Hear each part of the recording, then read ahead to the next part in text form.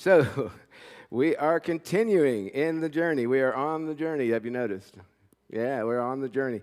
And this is the celebration of discipline is the real stuff, right? The journey is it's our discipleship process here at Arbor Point Church. So the first part of that was when we, be able to defend your faith and be able to share your story.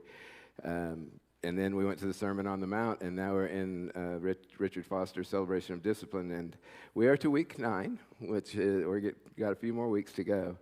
But this is challenging. I'll just tell you straight up. There's so much information and so much I would like to be able to give to you and help you to see about God and about serving Him and about who He wants us to be. And there's just not time,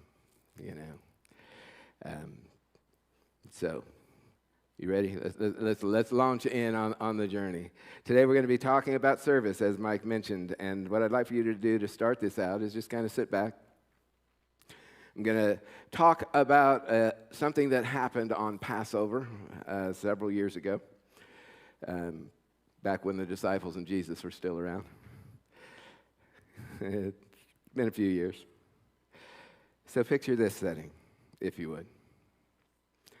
It's Passover. The disciples are headed to the upper room to celebrate the Passover meal, just as they had been doing their whole life. They would not know what was coming because they were about to have another Jesus moment. They wouldn't have known this was their last meal with Jesus. It was just another day, just another ritual, just another tradition to be done as it had been done for hundreds and hundreds and hundreds of years. Now, in those days, the method of travel was generally on foot. And so what that meant was that in the city, on foot would have likely meant stepping in, on, or around street hazards. Street hazards. The bottom line, filthy feet. And since they didn't eat at a table like we do these days, but they reclined, as you can see down here online and up here, the table was more like 18 inches high back then. Dirty feet are dangerously close to the person reclining next to you, if they weren't washed. Which meant that when you entered a home, there was generally a servant or a slave who had a basin of water who washed the feet of the guests as they arrived. So put yourself in the upper room that evening. You're just a fly on the wall. You watch the events as they're unfolding. You stand with excitement as you hear Jesus. Jesus is coming up into the upper room. The disciples laughing and talking. They're making their way into the room, up the stairs. They walk in. The first disciple walks in. He looks for the foot washing servant. But he notices that person is not there. So maybe he thinks to himself, well, do I wash my own feet? Sure, I'm not going to do that. Do I take my garment off and become a servant and wash everybody else's feet? I'm not going to do that at all. I can see by the look in his eyes that he's disgusted that the host had not provided for this important task of foot washing servant. So instead of becoming a servant, he thinks to himself, that's not me. I'm a disciple of the great teacher Jesus. I'm not a lowly servant. So he hurries to the table to get him a good spot. Second disciple comes in. Notices the same thing. There's nobody there to wash his feet. But he also notices the first disciple had run on in and reclined. So he does the same. And each disciple does this as they walk in. They notice there's no foot washer, but they notice the disciples are filling in around the table. They walk right past that basin. They recline at the table, making themselves comfortable and sticking their dirty feet right next to each other. And finally, they're all at the table. They're sitting down, and Jesus gets up from the table.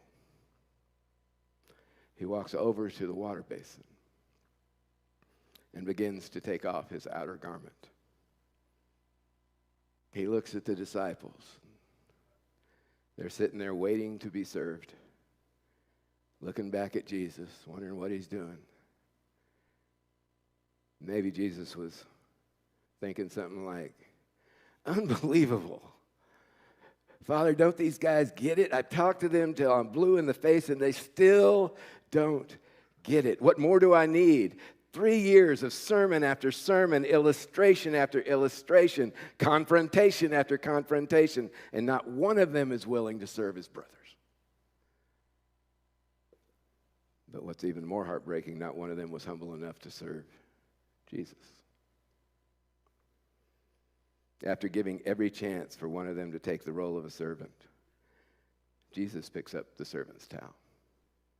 Jesus pours the water into the basin and begins the process of kneeling at each of these disciples' feet and washing them.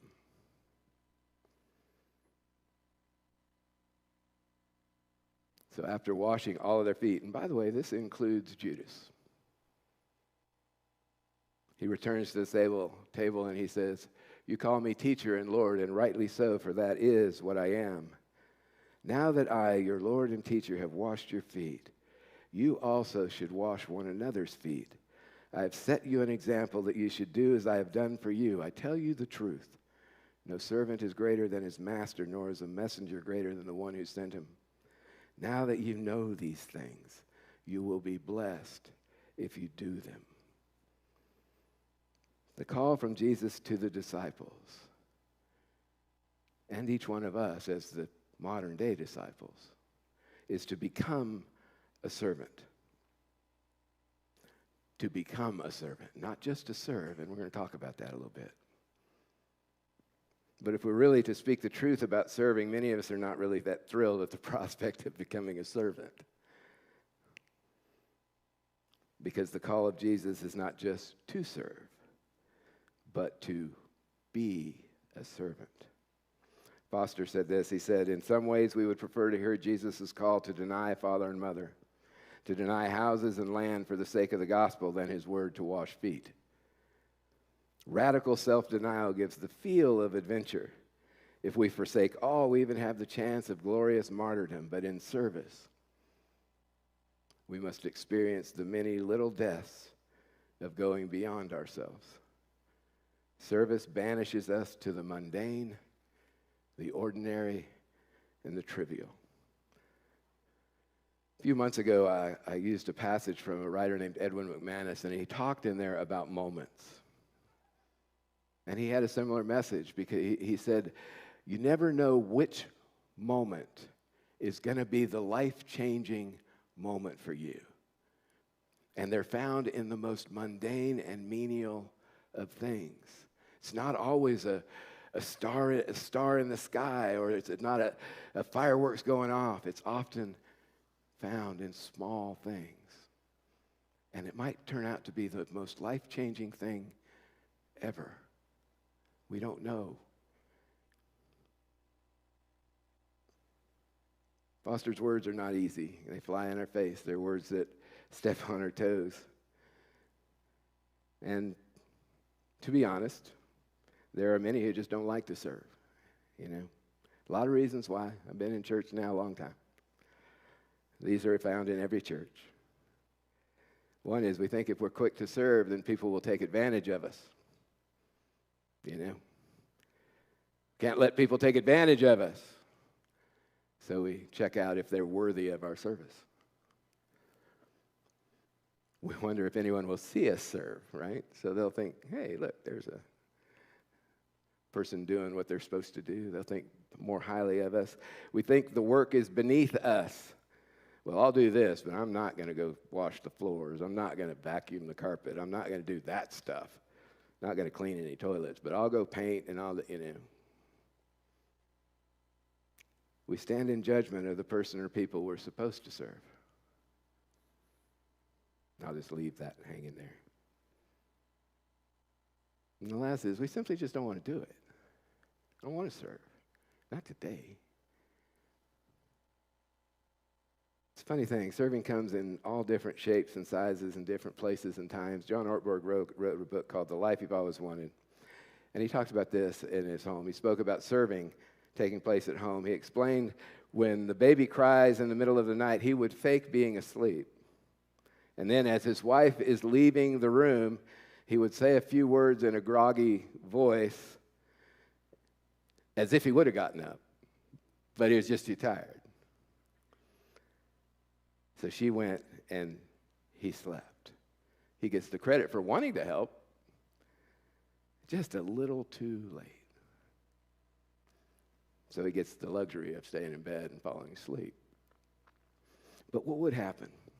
What would happen if you just got up, got out of bed, groggy and all, but joyfully went to that child, their baby, and took care of him or her?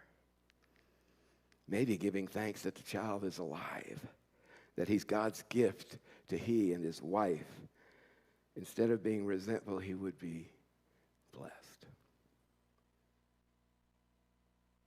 The heart of the matter is that service is a matter of the heart. We serve not for accolades, but because service opens our heart. It opens our heart to humility, opens our heart to be able to love the unlovable, those that the world sees as unlovable. We're to love them. Opens our heart to tenderness. It's a funny thing, when a loved one is sick, we don't often consider the toll it takes on us. We willingly, wantingly, and lovingly step in and begin to care for our loved one. We don't view it as service. We don't call ourselves a servant. We just do it because we love them. And there's a lot of instances where we take care of a parent or an older child has to come home. And we know it's right to take them into our home, care and love them. You're being a servant, but you don't see it as a spiritual discipline. It's just the natural event in your life. You don't think twice about doing it. That is being a servant. On the other hand, we may serve others as an act of obedience to Christ for the purpose of helping ourselves become a little less arrogant, maybe a little less prideful, a little less possessive, a little less envious, maybe less resentful, and so on. In those types of cases, our service is undertaken as a discipline for the spiritual life, and that is being a servant. I want to step back for a minute and look at the words of Jesus after washing the disciples' feet. If I then, your Lord and Master, have washed your feet, you also ought to wash one another's feet. For I have given you an example that you should do as I have done for you. It was unheard of for a person of Jesus' stature to wash anybody else's feet. That would not have happened. It was not part of the protocol. So it was newsworthy. But Jesus, he didn't do the conventional. You know, he wasn't as concerned with the way it always was as the way it ought to be. He followed the ways of love. And it was love that motivated Jesus to wash the feet of his disciples. It's his desire to show the disciples one more time what type of life a Christ follower must lead. It's a life of humility. It's a life of servanthood. Jesus repeatedly told the disciples that they were to be servants. So they figured that out, right? No, you know what they were talking about a little bit later? After the foot washing and after the dinner? Who among us is going to be the greatest? Luke 22:24 is where that is.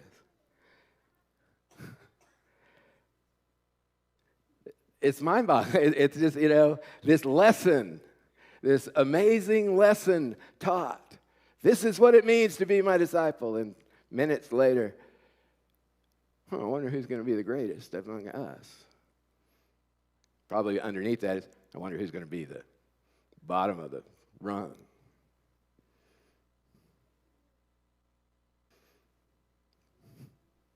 They had this amazing gift given to them, and it still didn't compute. And I can look at them from here and from my perspective and go, man, what's wrong with them? But you know what? I am them. We are them. If we don't pay attention, we put ourselves in that same circumstance and we miss stuff because that's who we are. But this is also why Jesus repeated himself so many times, telling us we are to be servants, telling us we are to be humble. We are to be what? servants. We are to be humble. We are to be servants, and we are humble. And you're loud. It's got to go. This is going to go on forever if you don't get with it. We are to be servants. We are to be humble, which means we are to be, the words together, flip them. Thank you. We're to be humble servants. That's what we're to be. It's not about us. Uh-oh, some folks just got up and left. Kidding. Foster challenges us. And anyway, Richard Foster says that when we serve, we still have control. We still have the choice about what we will or will not do. We decide whom we're going to serve. We decide when we're going to serve. If it fits our schedules, fine. If not, too bad. Sometimes I hate him, he's just always stepping on my toes. Foster explains that when we choose to be a servant, we give up the right to be in charge. Kind of like this. The team hopes you choose to display more traits of a good servant leader. What do you mean? I'm a great servant leader. Matter of fact, I am more than just a servant leader. I'm a self-servant leader. I should have seen that coming. That's not it. That's not what we're after. Blessed is the servant whom his Lord, when he comes, shall find so doing. And when we do this, we find that there's actually great freedom in it. Foster's actually correct. That's probably why he frustrates me so much. Can't argue with him as much as I'd like to. If we voluntarily choose to be a servant, and even to be taken advantage of, something we all often fight against, then interestingly enough, we can no longer be manipulated. If I voluntarily give that up, you can't manipulate me. It's really a radical thought that he's presenting. If we choose to be a servant, give up our rights, who can step on us? Nobody. When we choose to be a servant and surrender the right to decide who and when we'll serve, we become vulnerable and we become available, and it's a very different mindset from the one that we usually walk around with because it's tough. Of course, we could get involved in servanthood for all the wrong reasons. We could end up serving for self-righteous reasons. Is that what you guys talked about this morning? Yeah. In Sunday school, talked about that this morning. Instead of serving for true and pure reasons, I'm going to stick with the true and pure. I'm not going to do both of those. I want to talk about the positive examples of what true and pure service looks like. Because true service comes from a relationship with Jesus. We serve out of divine urgings. You hear me talk a lot about spiritual prompting. Somebody puts somebody in your head, what do? Reach out to them. Send them a text, call, do something. Don't just, a random person, not like a part of your regular day. Random person jets in your head. Hey, how you doing? Just thought about you. Doesn't have to be profound. Hey, how you doing? A true servant finds it almost impossible to distinguish between small and large service. They're servants. They don't care. Rests contented in hiddenness, does not seek lights and attention. And what Rick sent out, it talks about is okay with the limelight, but that's not what they're after. But that's what makes it okay. Humble servant. Seeks the approval of who? Amen. That's our primary. It's free from the need to calculate results. In the Methodist Church, we count everything. And to our discredit sometimes. Sometimes we just need to serve. Indiscriminate in its ministry, it seeks to be the servant of all. We don't go, okay, I'm going to serve you, but not you. That's not how a servant works. Minister simply and faithfully. Why? There's a need, and so we fill it. And it becomes a lifestyle. This is what in Matthew, when Jesus is saying, you you fed me and you clothed me and you visited me in prison, and the guys say, when did we do that? He said, whenever you did it to the least of these, you did it to me. This is what he's talking about. This right here. It's a lifestyle. This is patterns of living. If this becomes a part of your day-to-day, then it just is a spontaneous way of living. Can listen with tenderness and patience before acting. Common thing, I admit to this, I think almost everybody, if not everybody, does this. When somebody's talking to you, you're formulating an answer instead of hearing what they're saying. It's just what we do, right?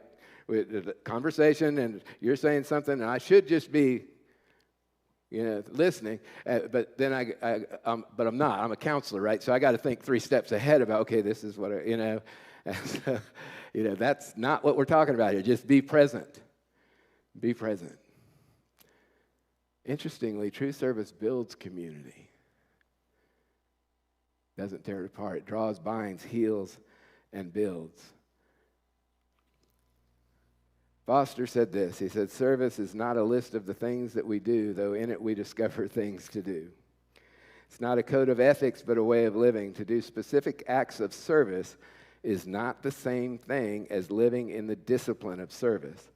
Just as there is more to the game of basketball than the rule book, there is more to service than specific acts of serving. And it says up there, read for me.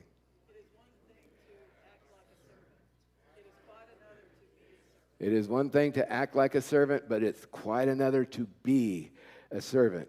Hear this, though. As in all the disciplines, it's possible to master the mechanics of service without experiencing the discipline. I'm going to read that again. As in all the disciplines are pointing us. The disciplines aren't the end. They're a way to move us closer to Christ, a way to build our relationship with Him. As in all the disciplines, it's possible to master the mechanics of service without experiencing the discipline. We can get so tied up in focusing on the discipline, we forget about God. We don't want to do that.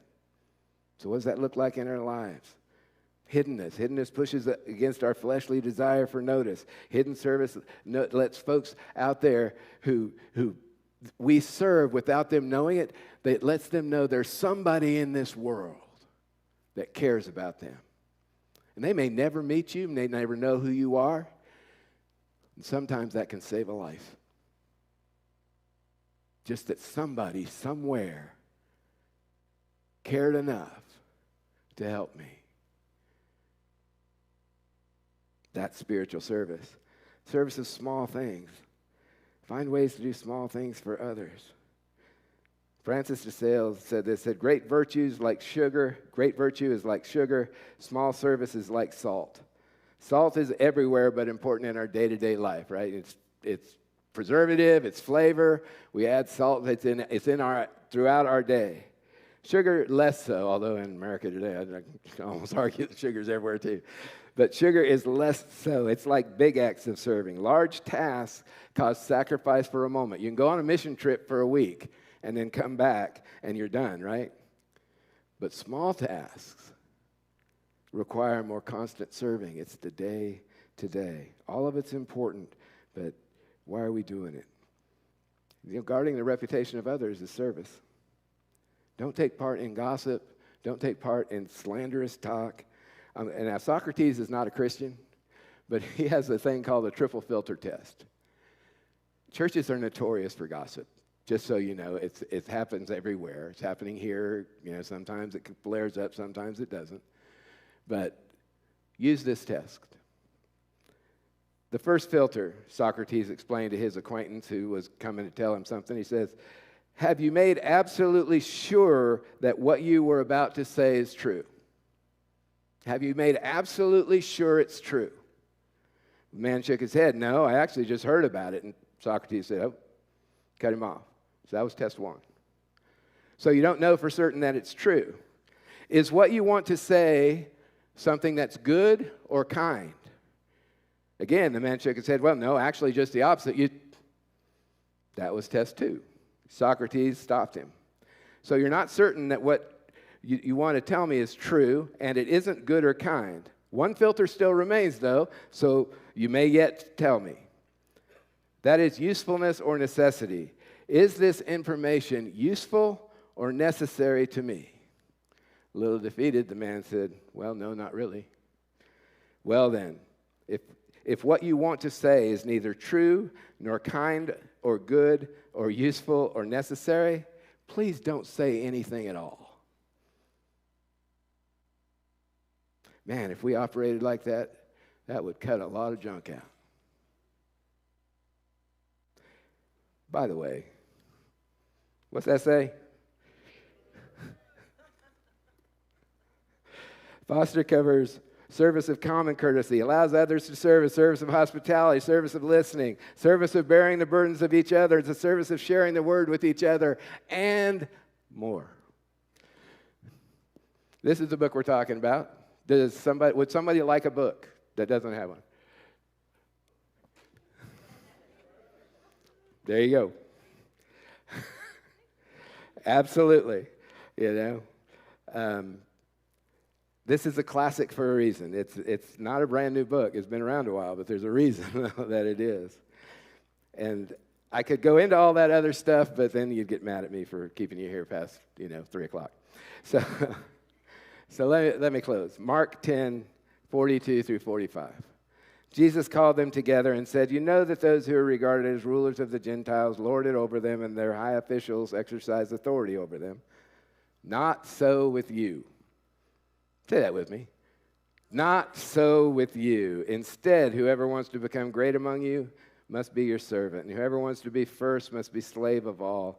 For even the Son of Man did not come to be served, but to serve and to give his life as a ransom for many. Jesus calls us to this life of servanthood. It's a life where we don't exercise the possible authority that we may have over others. We practice this strange thing called servant leadership. I have a book. It's called They Smell Like Sheep. And what that means is the leadership is not separate from the people of the church. Instead, we're all part of the same body. And because we work together and we're not in separate classes, we all smell the same. The shepherd smells like sheep. We are working together. So greatness becomes radically redefined as we seek to ascend to Christ. We end up descending into greatness. As we lose our rights, we gain relationship. We seek to serve others because if we want to be great in the kingdom of God, we have to become a servant and to have a servant mentality. Verse 45 is a sobering statement from Jesus. He makes two important points for us to hold on to. First, he reminds us that he came not to sit on a royal throne or have a royal scepter. This is the King of Kings. This is God Almighty. He was entitled to those things. But he took off the crown, he put down the scepter, joined the people, and lived with the people. Our shepherd smells like sheep. Sheep smell like the shepherd. And he knows his sheep.